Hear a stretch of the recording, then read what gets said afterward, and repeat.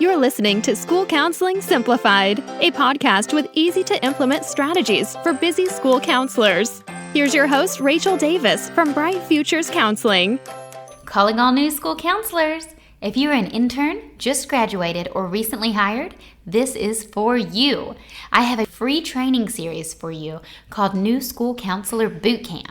In this 5-part training, we'll be covering how to make the most of your internship, rocking the interview process, how to prepare your office, setting up for a successful and stress-free school year, and your first 30, 60, and 90-day to-do list. So go to stressfreeschoolcounseling.com/bootcamp to sign up. Hey, Carol, how are you today?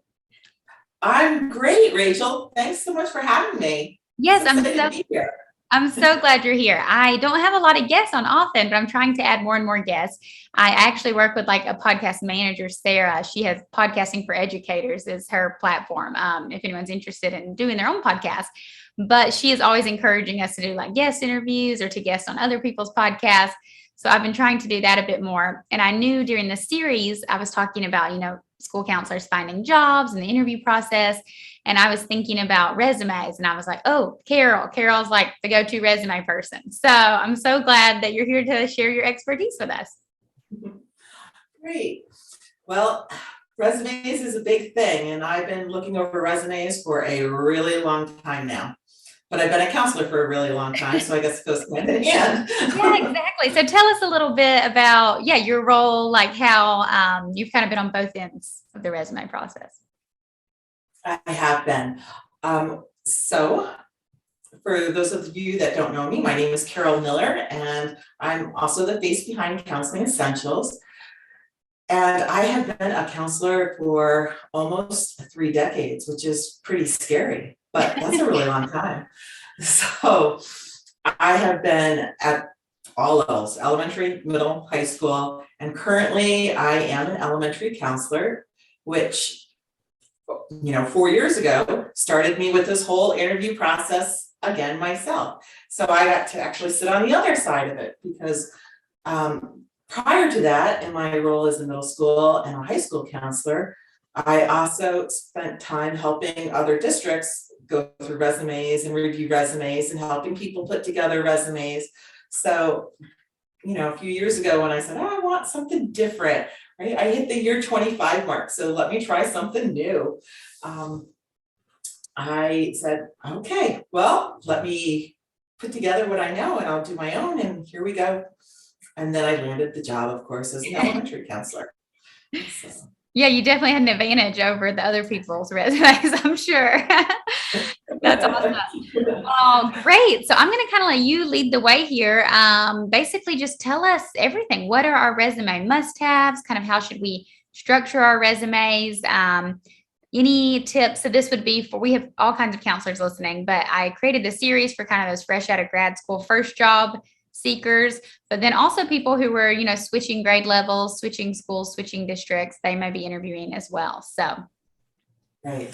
Well, there's, I think, so many things for counselors to understand and to really recognize when they're putting together the resume, because it's really not a one size fits all. You have to kind of tailor your resume for each specific job that you're looking for, because different employers are looking for different things. And just like businesses are looking for specific things when it comes time for what we call SEO or search engine optimization, schools are too. And they're going to be looking at that search engine optimization, that SEO, when they are looking through their resumes and the people that are their applicants. So you really want to make sure that what you have aligns with what that district is looking for. So do you mean, just to jet in about SEO, do you mean it's an automated, a computer scanning resumes and then they're getting to the next level, or do you think it's usually a person? It really depends on the district. I think your bigger ones, I work primarily in an area where the districts are smaller, so it would be done by people, right? But in these smaller groups, a smaller district might have 5 to 7 people reviewing the resumes, And so they will give their people some keywords to search for as they're going through those resumes. These are the skills, or these are the things that we want counselors to have. So look for this when you're, reading through those resumes.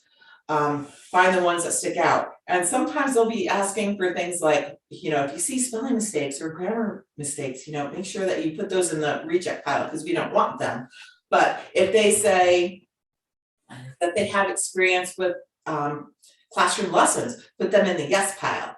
So you really want to look for those specific, have those in there. The larger districts might be so large that they do have computer generated systems that will be, because everything is electronic, that'll be the search engine for looking for those keywords for them. But yeah, they're looking for those keywords. Yeah, I'm learning so much already. I mean, it makes sense. I know from like having a blog, as do you, and stuff, like keywords matter when you're writing certain things for things to come up in search, but I never really thought about it in a resume. So we want to be really strategic with the keywords that we're putting in there, depending on the job we're applying for. Exactly.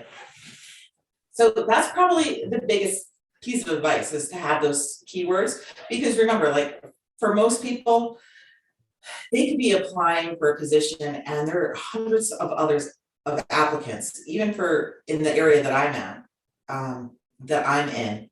We could have one job position open and probably 200 applicants. And so, you really have to have something that is going to make you stand above the pack. Right. So, could you give us some examples of like keywords to use for different positions? So you mentioned like class lessons. So would it be things like class lessons, small groups, like PBIS, what kind of things? Yeah, well, that's when you have to really go back to that advertisement, that job position that is posted, so that you can look to see, what is this company, what is this organization looking for, right? So if they say that they're looking for someone who does a values program, you want to mention that you can run a values program through your classroom lessons. If they're looking for someone who can provide tier 2 services, you better mention that you provide tier 2 services, right? Versus just I provide group counseling. Because there's a difference in the keyword there, group counseling, tier 2. Even though for us they mean the same thing, right. We want to use the same terms that they're posting in their ad. I love this. I'm like, how did I ever get a job? Because I did not do this. Yeah. And so those are some of the things. The other thing that is really important for counselors to know is that visually, your resume really only gets about a 30-second review. Like they hold it up, look at it and say, I like it or I don't.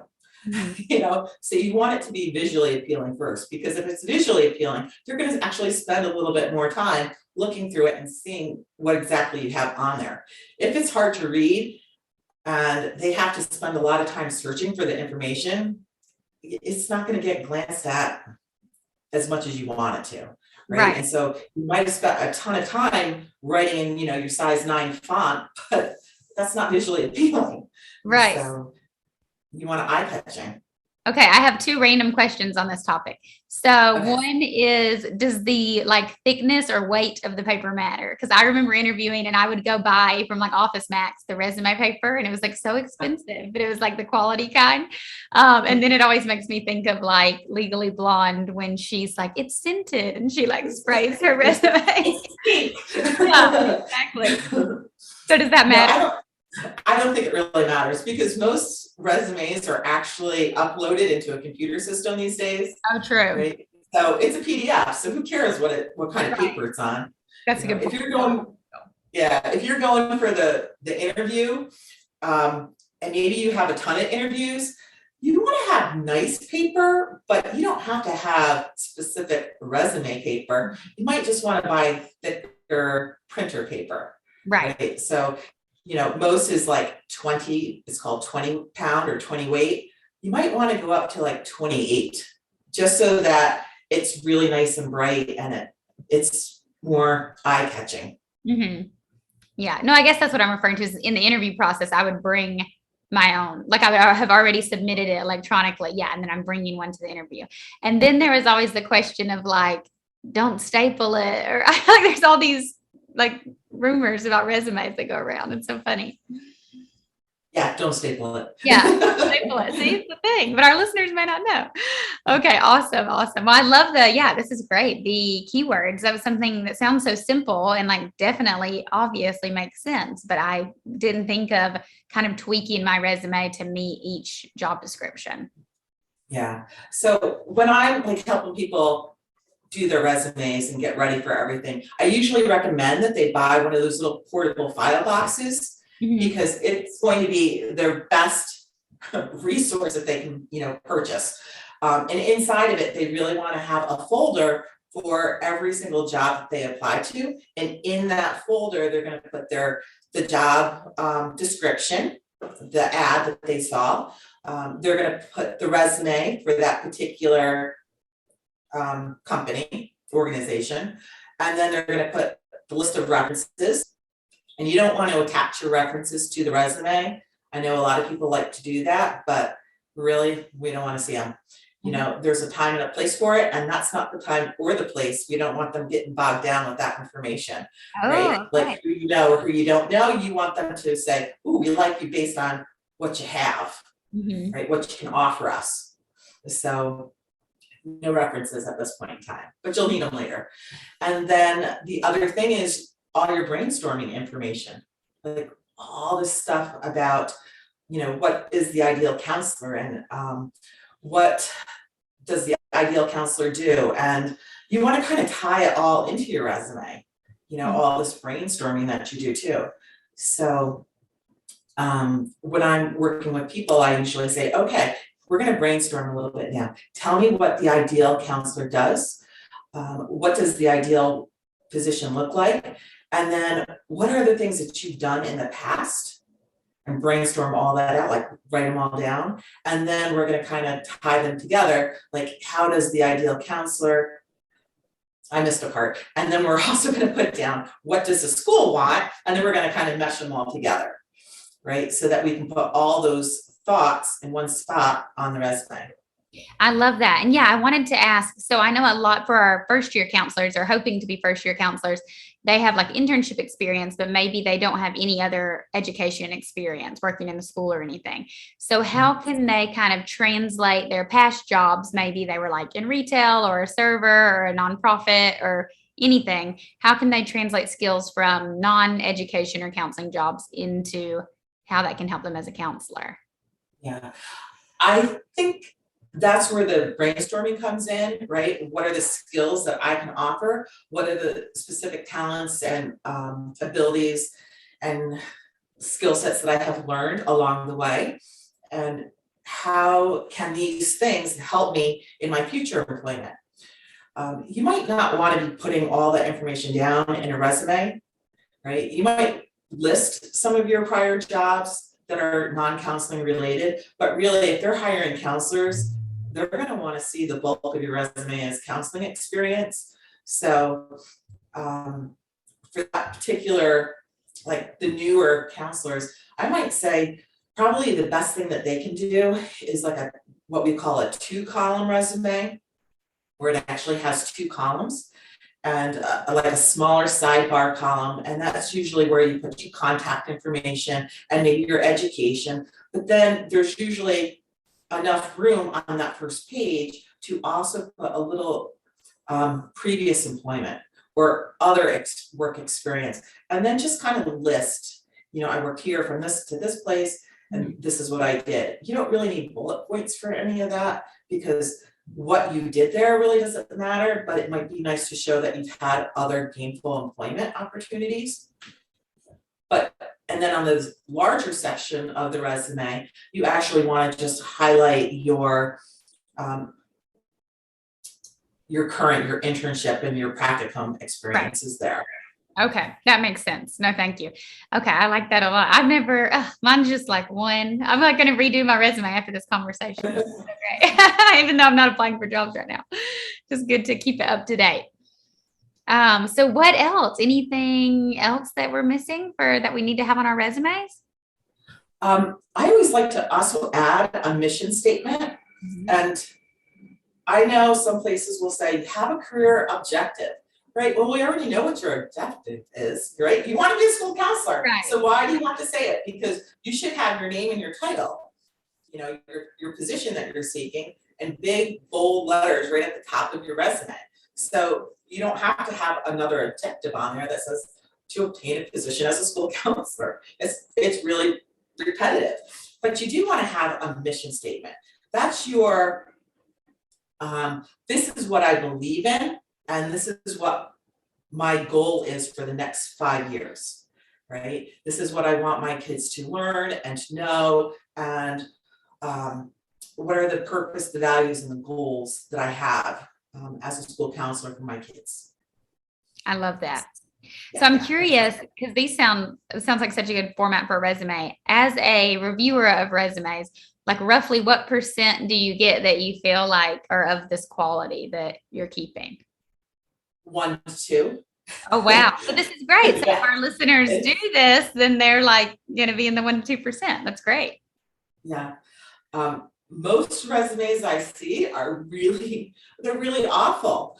And I mean, I can't tell you how many resumes I've looked at where the counselor doesn't even say, I counsel students. Anywhere in their resume. Yeah. I think they think, it's just a given, but you actually have to say that you provide counseling services. Right. Oh, this could be fun. Maybe you can tell us like the top worst things, resume no-nos that you see.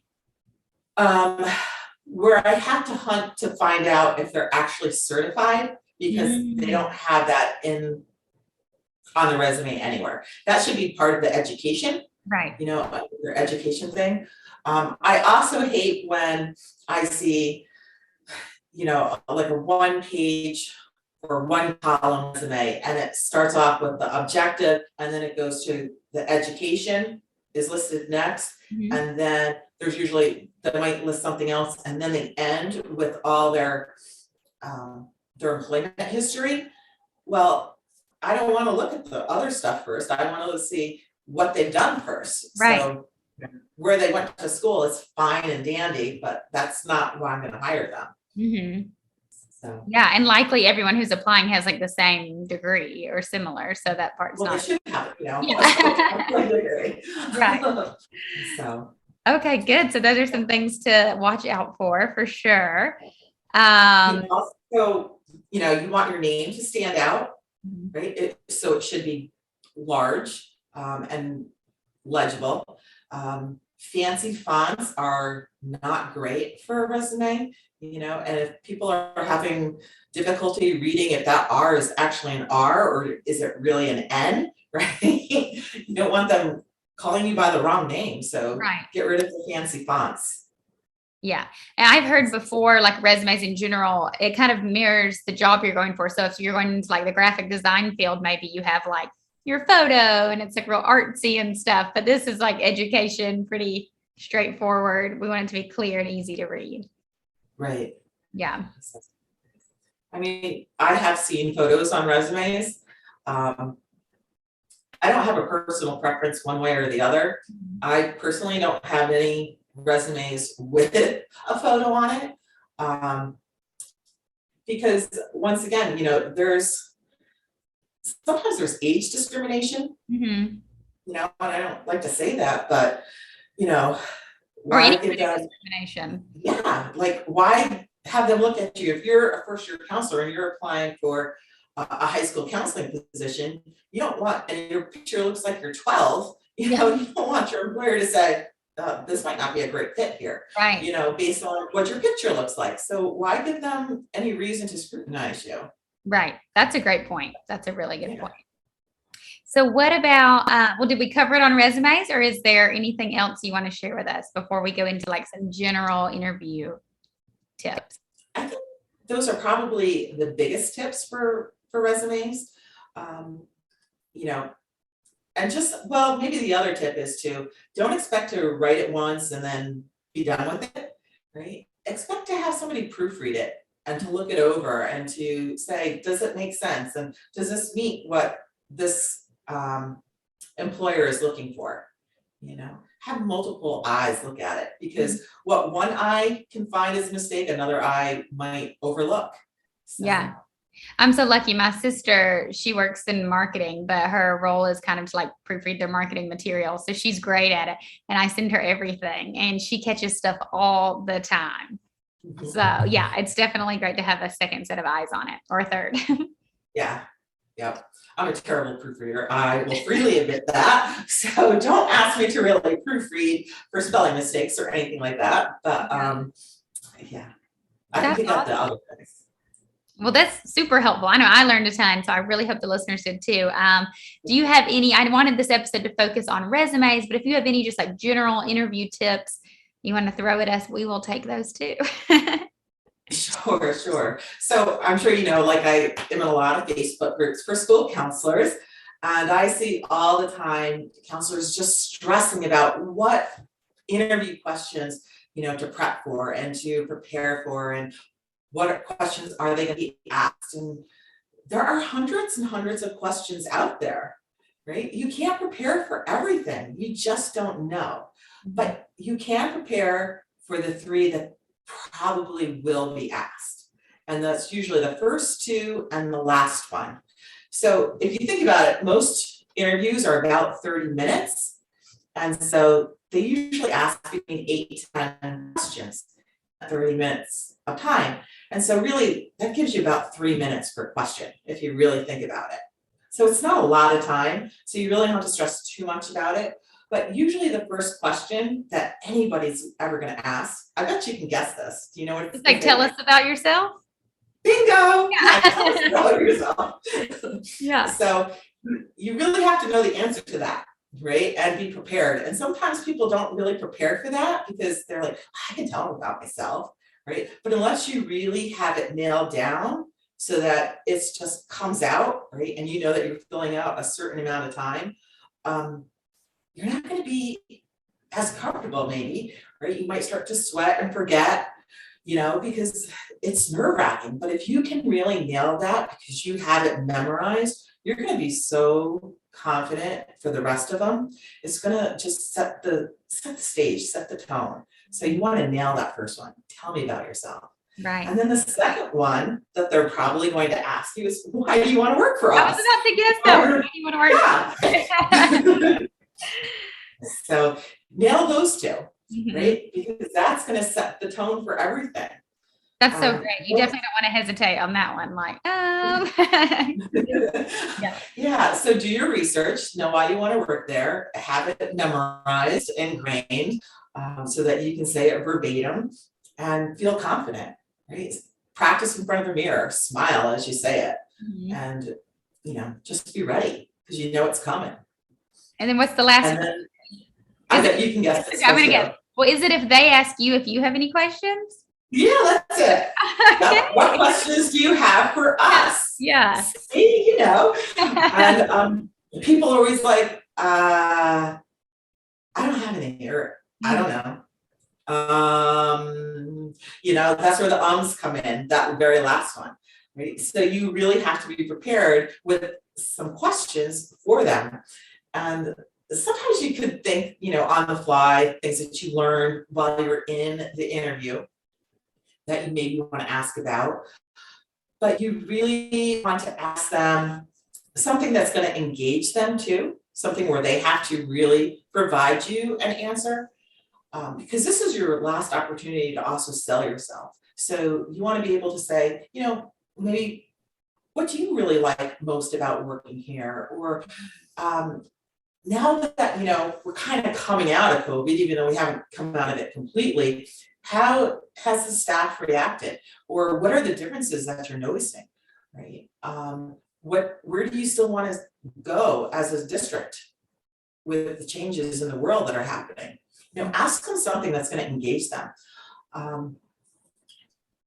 Maybe what is one memorable thing that you really, when you think about your working days here, really has inspired you?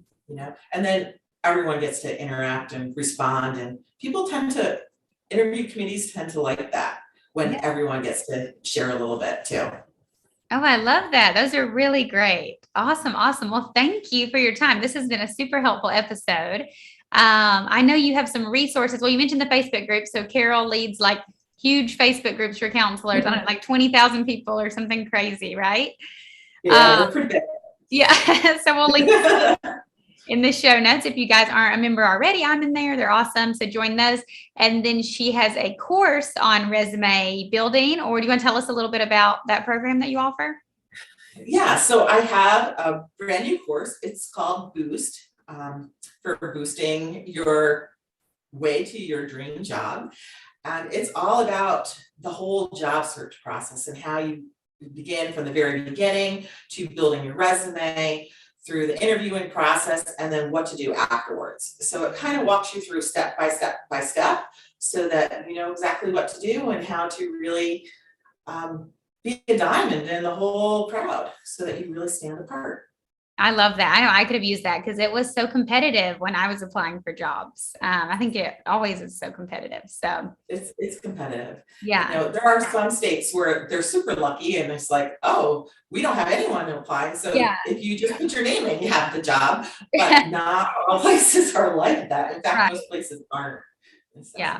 I remember, I think it was, and no offense if any listeners live there, but I think it was Yuma, Arizona, because I was living in Southern California at the time, and they were like begging for educators, teachers, and counselors, because just no one really wanted to go there. I don't know. And so they were like, they pay great. They're always hiring, but I wanted to be by the beach. So that didn't work out. Awesome. Awesome. Well, we will link to your Facebook groups and course in the show notes. And where can people connect you if they want to say hey, or if they have any questions?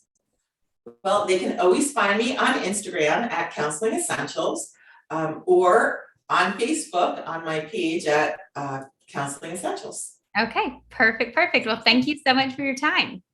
All right. Thanks. Thanks for having me. Thanks for listening to School Counseling Simplified.